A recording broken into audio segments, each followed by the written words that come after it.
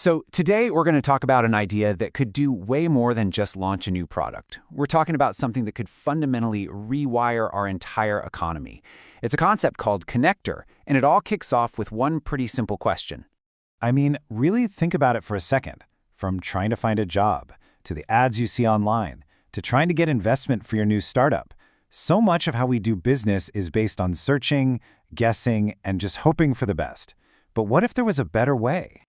Well, that better way might just be what's called an intent-based network. See, instead of platforms trying to guess what you want by tracking your every move, this is a system where you just say what you want. You declare your intent, what you need, what you can offer, what you're trying to do.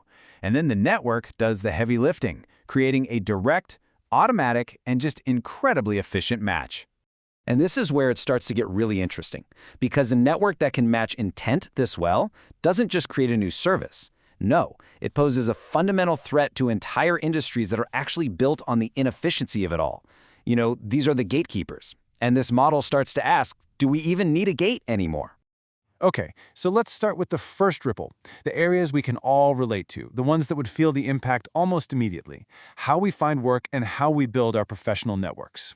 Take hiring, for example. Right now, a company posts a job. Then they have to sift through this mountain of applications, just searching for the right person. In an intent model, the whole thing flips. A company declares, we need this skill. And a talented person declares, I have that skill and I'm available. And boom, a verified match is made. Suddenly, a recruiter's job isn't about searching anymore, it's about developing talent. And that kind of shift is a direct challenge to the entire search and filter model that giants like LinkedIn and Indeed are built on. And you see the exact same problem with professional networking, right? Many of us have hundreds, even thousands of these passive connections that don't really do anything. An intent model makes networking active. It's purpose-driven. You're not just collecting contacts. You're sending out active signals about what you need, what you offer, or what you're trying to build.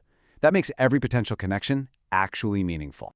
And an approach like that, well, it puts a big question mark over the real value of having a massive but mostly passive social graph, like the one LinkedIn has spent decades building. But honestly, that first ripple, that's just the beginning. The real potential here is more like an economic earthquake, one that could shake the very foundations of industries that our entire digital world runs on. Now this is one of the biggest disruptions you can possibly imagine. The entire ad model we have now is about guessing what you want by chasing you around the internet. In an intent model, you just raise your hand and say, hey, I need a new laptop for video editing. The system doesn't have to guess, it just connects you with solutions.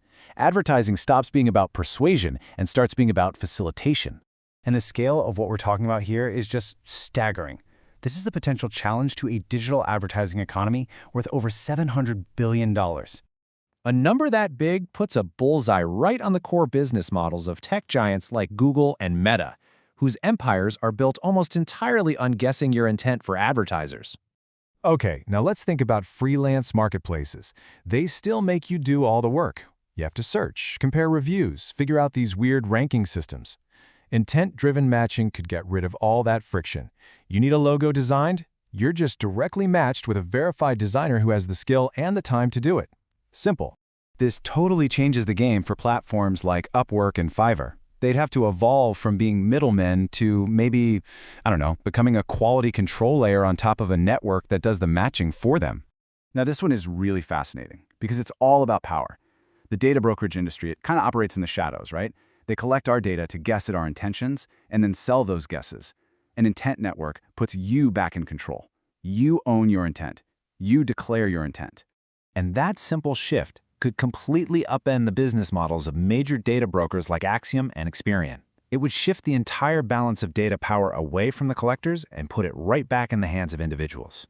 So when you step back and look at all these different industries, recruitment, ads, marketplaces, data brokers, you start to see a much bigger pattern.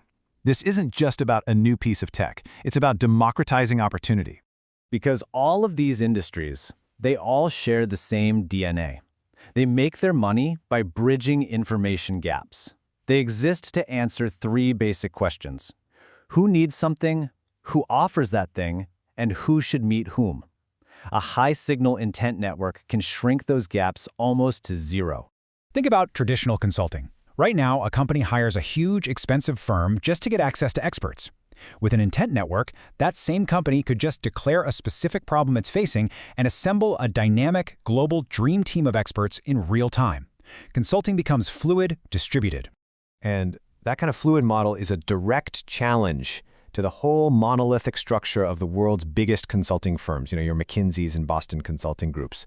And what about venture capital? I mean, today, getting funding so often just depends on who you know. It's an entire industry built on insider networks.